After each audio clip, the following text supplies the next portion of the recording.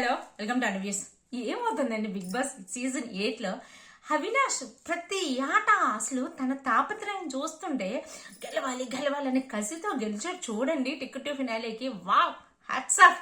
ఒక మాట కాదు, 100 మాటలు కాదు. అవినాష్ని పొగ్గడానికి ఎన్ని మాటలైనా తక్కువేనా అనిపిస్తుంది.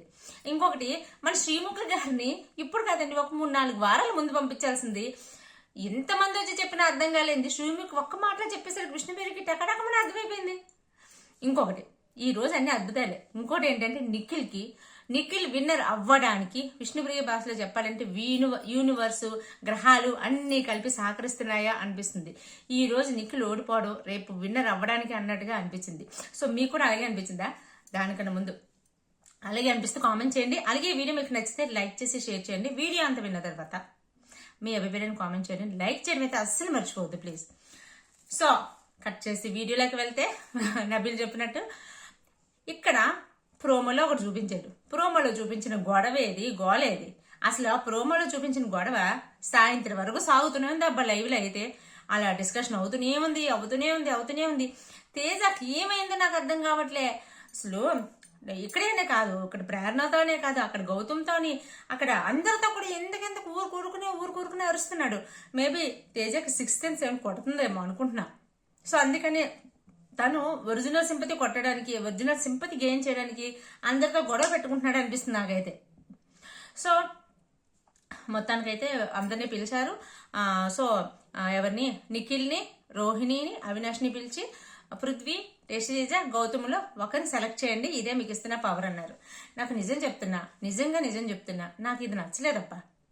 అసలు వాళ్ళకు కూడా ఒక టాస్క్ పెడితే అందులోంచి ఒకరు వస్తారు కదా. అంటే వీళ్ళు ముగ్గురు, అంటే ఇప్పుడు టికెట్ ఫినాలే కంటెండర్స్ నలుగురిలో ముగ్గురిని ఆట పెట్టి సెలెక్ట్ చేయడం ఏంటి? 4వ ఫినాలే కంటెండర్ని వీళ్ళు ముగ్గురు సెలెక్ట్ చేయడం ఏంటి? ఎంతవరకు న్యాయం చెప్పండి. సో వీళ్ళు కూడా ఒక ఆట పెట్టి చేస్తే సరైన ఆటగాడు, సరైన కంటెండర్ ఎవరో ఒకరు వస్తారు కదా. నాకైతే నిజంగా రోహిణి, అవినాష్ ఉన్నందుకు ఖచ్చితంగా వాళ్ళు తేజానే సెలెక్ట్ చేస్తారు. మెజారిటీ చూసుకునే తేజ బయటకు వస్తాడు కావాలని ఇంటెన్షనల్ గా. సో తేజ అక్కడ కంటెండర్ టాస్క్ లో ఉండాలన్నట్టుగా పెట్టారేమో అనిపిస్తుంది. ఎందుకండి, వైల్డ్ కార్డ్స్ లో ఆల్రెడీ 2 వచ్చేసారు. ఇక ఓజెస్ లో ఏముంది, ఇంక ఓజీ వైల్డ్ కార్డ్స్ అన్ని పోయే ఇప్పటికీ కూడా మనం ఇలాగే ఆడాలి. సో మన మీద అంటే బిగ్ బాస్ మీద ఎటువంటి బ్లేమ్ రాకూడదు అన్నందుకు ఇంతలా బిహేవ్ చేయవలసిన అవసరం లేదనిపించింది నాకైతే. సో మొత్తానికి అయితే ఇచ్చారు. సో వీళ్ళు డిస్కషన్ చేసుకున్నారు. అక్కడ అనుకున్నంతగా నిఖిల్ అయితే ఏమీ వాళ్ళతో పెద్ద డిస్కషన్ చేయలేదు, ఆర్గ్యుమెంట్ చేయలేదు, ఏమీ లేదు. కనీసం పృథ్వీ మాట కూడా చెప్పలేదు.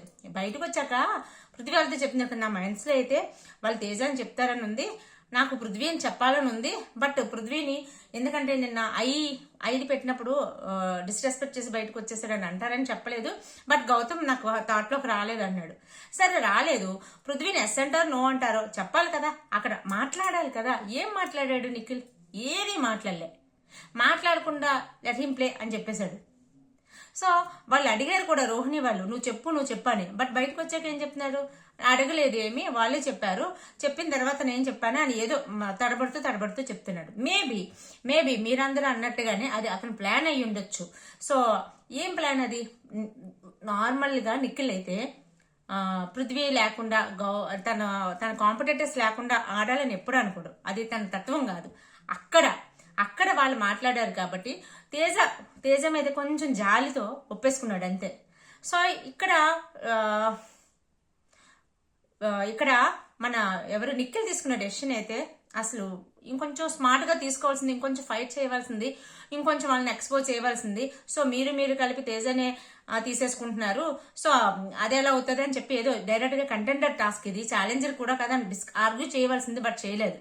సో బయటకు వచ్చాక కూడా ఇదే ఆర్గ్యుమెంట్ పృథ్వీ, నబీల్ ఇందరూ కూడా కనీసం మా ఇద్దరు కాకపోతే గౌతమ్ కానీ ఇవ్వచ్చు కదా అని అడిగిన విధానం చూడండి, సూపర్ అంటే సూపర్. మనం ఇక్కడ బయట వాళ్ళు వీళ్ళని కొట్టుకుంటున్నాం, వాళ్ళు చూడండి పృథ్వీ, నబీల్ ఏమన్నారు? గౌతమ్ కానీ ఇవ్వచ్చు కదా అన్నారు. మీరు ఎందుకండి బయట కన్నడ, తెలుగు అని ఎందుకు ఈ డిస్కషన్స్ చెప్పండి. చక్కగా ఉన్నారు లోపల. వాళ్ళు గెలవకూడదు, వీళ్ళు గెలవకూడదు, మన వాళ్ళే గెలవాలి, వాళ్ళకి అక్కడే చేసేస్తున్నారు, వీళ్ళకి ఇక్కడే చేసేస్తున్నారు అనుకుంటే ఏంటేంటో మాట్లాడుతున్నారు. వాళ్ళకి లోపల నాట్ ఈవెన్ 1% కూడా లేదేమి. ఒక్కటే, వాళ్ళు వీక్ కంటెస్టెంట్స్ అనుకుంటే వాళ్ళు బయటకు వెళ్ళిపోవాలి అనుకుంటున్నారు తప్ప వాళ్ళ దృష్టిలో. బట్ వీళ్ళు ఎవరైతే వీక్ కంటెస్టెంట్స్ అనుకుంటున్నారో వాళ్ళు మేము వీక్ కాదు, స్ట్రాంగ్ అని స్టెప్ బై స్టెప్ ప్రూవ్ చేస్తూనే ఉన్నారు. సో వాళ్ళు మూసుకుంటూనే ఉన్నారు, అయిపోయింది, దట్స్ ఆల్. అది అంతే, అక్కడ ఆటలో అదొకటే జరుగుతుంది. వీక్ స్ట్రాంగ్ కంటెస్టెంట్స్ మధ్యలో పోటీ జరుగుతున్నట్టుగా ఉంది. But week contestants becoming strong contestants అంతే. సో ఇక్కడ అలా అది పృథ్వీ మాట ఏంటంటే వాళ్ళు వీక్, వాళ్ళు టికెట్ ఫైనలే కొట్టకూడదు, మనలో ఎవరొకరు కొట్టాలి. వాళ్ళు ముగ్గురు అంటే అక్కడ గౌతమ్ పెట్టలేదు, మరి గౌతమ్ కూడా వైల్డ్ కార్డ్ ఎంట్రీ దగ్గర వచ్చింది కాబట్టి గౌతమ్ ఎందుకు పెట్టలేరు పృథ్వీ? సో తన దృష్టిలో ఏంటంటే తేజ, రోహిణి, అవినాష్ వీక్ కంటెస్టెంట్స్ వాళ్ళ రాకూడదు అనేది తన అభిప్రాయం. సో ఓకే, అయిపోయింది. తర్వాత నిఖిల్ కూడా చాలా హర్ట్ అయ్యాడు, అబ్బా గౌతమ్ పేరైనా తీయాల్సిందే, నేను ఎందుకు ఇలా చేస్తాను అని అనుకున్నాడు.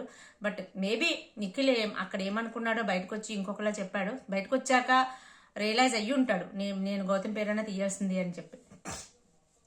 ఇదంతా ఓకే అప్ప, తేజకి ఏమైంది? తన గుయ్యి తనే తవ్వుకుంటున్నాడా? అంటే కాస్త కొస్త ఉన్నదాన్ని కూడా టాటా బైబై చెప్పడానికి కన్ఫర్మ్ సీటు బర్త్ కన్ఫర్మ్ చేసేసుకుంటున్నాడా? అక్కడ గౌతమ్తో గొడవ పడవలసిన సిచ్యువేషన్ ఏంటో చెప్పండి. తేజని సెలెక్ట్ చేశారు, హ్యాపీనెస్సే కదా. నిన్న దేని గురించి ఫైట్ చేశాడు? వాళ్ళు ఎవరు దాన్ని సెలెక్ట్ చేయలేదని ఫైట్ చేశాడు. మరి ఈ రోజు దేని గురించి ఫైట్ చేశాడు? నిన్న గౌతమ్ అంట సెలెక్ట్ చేయలేదంట, దానికి ఈ రోజు బాధపడుతున్నాడంట. ఇంకా బాధపడడం ఎందుకు? నిన్న గౌతమ్ సెలెక్ట్ చేయలేంది ఛాలెంజర్ కింద ఉండడానికి, ఈ రోజు డైరెక్ట్ గా నువ్వు కంటెండర్ అయిపోయావు కదా.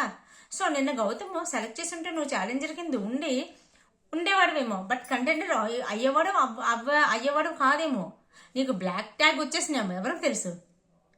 ఈ రోజు డైరెక్ట్ కంటెండర్ అయినప్పుడు హ్యాపీ అవ్వకుండా గౌతమ్తో గొడవడతాడు ఏంటండి? నాకు అర్థం కాదు. దేనికోసం గౌతమ్తో గొడవడతాడు? అంటే గౌతమ్ నాకు నెగిటివ్ చూపించాలనా? నెగిటివ్ చూపించేస్తే గౌతమ్ ఓట్లు తక్కువ పడిపోతాయని ఏంటో తేజ ప్లాన్లన్నీ పిచ్చ ప్లాన్లు. ఈ రోజు ప్రేరణ విషయంలో కూడా ఇష్యూ పెద్ద చేసిందే తేజనే. అక్కడ రోహిణి ప్రేరణ మాట్లాడుకుంటున్నారు, ప్రేరణ తప్పులేదు అనట్లేదు, ప్రేరణ తప్పు ఉంది, ప్రేరణకి ఆరోగ్యన్స్ ఉంది, అన్నీ ఉన్నాయి. బట్ ఇష్యూ పెద్ద చేసి పెద్దగా అరిచి నబీల్ మీద అరిచేసి అందరి మీద అరిచి గట్టిగా అరిచింది మాత్రం తేజనే.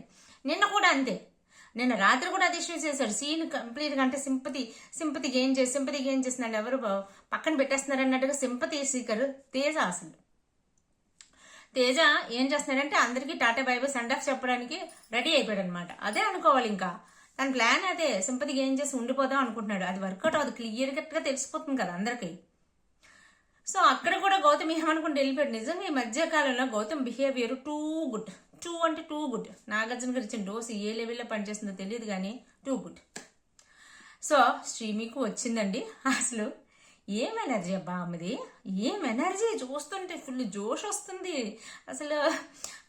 మొత్తానికి అందరికి ఫుల్ ఎంటర్టైన్ చేసింది.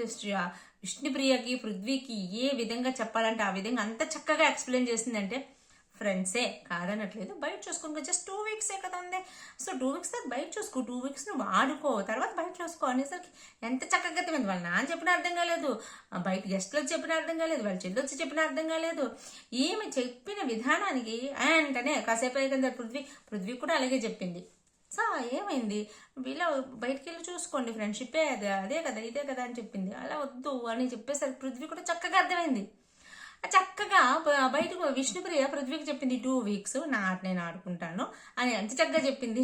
అందుకే అంటున్నా విష్ణుప్రియని ఒక 3 వారాల క్రితం 4 వారాల బ్యాక్ పంపిస్తే ఇంకా బాగుంటుందేమో అనిపించింది. సో మొత్తానికి ఆట స్టార్ట్ అయింది. అదేంటిది గంట పట్టుకో, అదే మొత్తానికి బొమ్మలు పట్టుకునే ఆట. నిజంగా అండి ఈ టాస్క్లన్నింటిలో కూడా నిఖిల్ 60 భయంకరంగా ఆడాడు. మన ఓడిపోయాడని పక్కన పెట్టేస్తే అన్నింట్లో ఇందులోని ఫస్ట్ వచ్చాడు, ఇక్కడ ఫస్ట్ వచ్చాడు, ఇక్కడ సెకండ్ మనకి అవినాష్ వచ్చాడు, అవునా? సో ఇందులోని ఇక్కడ ఫస్ట్ వచ్చాడు. నెక్స్ట్ టాస్క్లు ఏంటి అవి? బిగ్ బాస్ 8 అరేంజ్ చేయడంలో నిఖిలే ఫస్ట్ వచ్చాడు, అవి కొట్టేసి కింద దులపడంలో నిఖిలే ఫస్ట్ వచ్చాడు, అవి అరేంజ్ చేయడంలో కూడా నిఖిలే ఫస్ట్ వచ్చాడు. ఒక్క బ్యాక్ స్టెప్ వేయడానికి మేబీ నేను అనుకోవడం ఏంటంటే తనకి, అంటే నేను ఇది నిఖిల్ ఓడిపోయాడు అని దానికి కారణం చెప్పట్లేదు, బట్ మేబీ ఇది కూడా అయ్యుండొచ్చు అని అనుకుంటున్నా. తనకి ఈ కాలు 2 సార్లు పడిపోయాడు, నిన్న దెబ్బ తగిలింది, ఆ దెబ్బ మీద మళ్ళీ పడ్డాడు. అటు ఇటు పరిగెట్టడంతో కాళ్ళు సపోర్ట్ రాలేదేమో, తను నిల్చోలేకపోయాడు, బ్యాలెన్స్ కాయలేకపోయాడేమో అని నాకు అనిపించింది. బట్ నిఖిల్ ఓడిపోయాడని మనం తక్కువ చేయడానికి కాదు, కానీ నిఖిల్ చాలా బాగా ఆడాడు. నిఖిల్ కూడా చాలా కాలి దెబ్బతో అది బొట్టన వేలు గోరుకు తగిలేసింది. ప్రాణం పోతుంది. అలాంటి సిచ్యువేషన్లో గేమ్ అంతవరకు బాగా ఆడడం అనేది నిజంగా గ్రేట్ అబ్బా, నిజంగా గ్రేట్ అండ్ గ్రేట్. అలానే అవినాష్ ఏమైనా తక్కువ తిన్నాడా? ఏం ప్రయత్నం చేశాడు. తను అంటే మెగా చీఫ్ అయిన టాస్క్ కానీ, లేదు అంటే మొన్న ఆడిన టాస్క్ కానీ, ఈ రోజు ఆడిన టాస్క్ కానీ, ఏదైనా సరే తను ఎవరి సపోర్ట్తో గెలలేదు. తనంతా తను ఆడి ప్రూవ్ చేసుకొని, దిస్ ఈజ్ అవినాష్, నేను కమెడియన్ కాదు, నేను జస్ట్ ఎంటర్టైన్మెంట్ చేయడానికి రాలేదు, నేను ఆట ఆడడానికి వచ్చాను, నేను సాధిస్తాను, నేను ఫిజికల్ టాస్క్లు ఆడగలను అని ప్రూవ్ చేసుకొని చూడండి. ఈ రోజు టికెట్ ఫైనలే, ఎలా అయినా ఫైనల్కి వెళ్ళాలి అనుకుని మనం గట్టిగా అనుకుంటే అన్ని వైపుల నుంచి అంత సపోర్ట్ వస్తుంది అంటారు చూసారా, అది అవినాష్ విషయంలో జరిగిందేమో అనిపిస్తుంది. నిజంగా ఏం ఆడాడబ్బా, ఎంత బాగా ఆడాడు. నిఖిల్ ఎప్పుడో పెట్టేశాడు, బ్యాలెన్స్ కాలేదు. నిఖిల్ పెట్టడం స్టార్ట్ చేసినప్పటికీ అవినాష్ వచ్చాడు, అప్పుడు స్టార్ట్ చేశాడు దులపడం అన్నీని. అయినా సరే చూసారా ఎంత బాగా ఆడాడు అంటే, సూపర్ అంటే సూపర్ నిజంగా. అసలు అంటే ఎంత తక్కువ అంచనాలతో వచ్చి ఈ వీక్ నెక్స్ట్ వీక్ వెళ్ళిపోతారు అనుకున్న కంటెస్టెంట్ టికెట్ ఫైనల్ పొంది ఫస్ట్ ఫైనలిస్ట్ గా నిలబడ్డాడంటే అసలు మాటలు కూడా సరిపోవట్లేదు పొగడ్డానికి. ఇంకా నిఖిల్ విన్నర్ అవ్వడానికి అన్ని వైపుల నుంచి కూడా పాసిబిలిటీస్ నిఖిల్ విన్నర్ అవ్వడానికి ముందుకు తోస్తున్నాయి అనడానికి ఈ రోజు ఓడిపోవడం కూడా అందుకే అనిపించింది. ఓడిపోయినప్పుడు నాకే అనిపించిందా, మీకు అనిపించిందా చెప్పండి. నిజంగా నాకు అబ్బా అయ్యో పాపం ఎంత కష్టపడాడు కదా అనిపించిందా లేదా? నాకైతే అలాగే అనిపించింది. బట్ టికెట్ ఫినాలే వస్తే 4 వారాల నుంచి నిఖిల్ ఏ టాస్క్లు ఆడట్లేదు, సైలెంట్ అయిపోయింది. నిఖిల్ గ్రాఫ్ పడిపోతుంది అన్న టైంకి టాస్క్లు వచ్చాయి. సో వచ్చినప్పుడు మళ్ళీ ఇంప్రూవ్ అయ్యింది. అలాంటప్పుడు ఓడిపోయాడు. మళ్ళీ ఒకవేళ ఇన్కేస్ గెలిచి ఆ కాలికి దెబ్బ తగలకుండా ఉంటే నిఖిల్ గెలిచేస్తేమో తెలీదు. గెలిచి టికెట్ ఫినాల్ వస్తే మళ్ళీ తనకు ఓట్లు పడిపోవడం తగ్గిపోతుంది. సో ఇలాంటి సిచ్యువేషన్స్లో ఏమైనా కింద మీద అయినప్పుడు గౌతమ్ కానీ ఇంకా ఎవరైనా పైకి వచ్చి గ్రాఫ్ పెరిగితే నిఖిల్ గ్రాఫ్ పడిపోవడం వల్ల మిగతా వాళ్ళ గ్రాఫ్ పెరిగింది అనుకోండి, నిఖిల్ విన్నర్ అయ్యే ఛాన్సెస్ తగ్గిపోను. బట్ ఇప్పుడు సిచ్యువేషన్ అలా కాదు. నిఖిల్ నామినేషన్లోకి వస్తాడు, నిఖిల్ ఫైట్ చేస్తాడు, నిఖిల్ మాట్లాడతాడు, నిఖిల్ డిఫెండ్ చేసుకుంటాడు, అన్నీ ఉంటాయి. ఇలాంటి సిచ్యువేషన్లో నిఖిల్ గ్రాఫ్ పెరగడమే తప్ప తగ్గడం అంటూ ఉండదు. సో ఈ విధంగా నిఖిల్కి పెద్ద అడ్వాంటేజే జరిగింది అనుకోవాలి. సో ఇది నాకు అనిపించింది. నిఖిల్ ఖచ్చితంగా విన్నర్ అవి తీరుతాడని నాకు అనిపిస్తుంది. మీకేమనిపిస్తుంది కామెంట్ చేసి చెప్పండి. అలాగే వీడియో నచ్చిందా లైక్ చేసి షేర్ చేయండి, సబ్స్క్రైబ్ చేసుకోవడం అస్సలు మర్చిపోకండి. Take care, bye bye.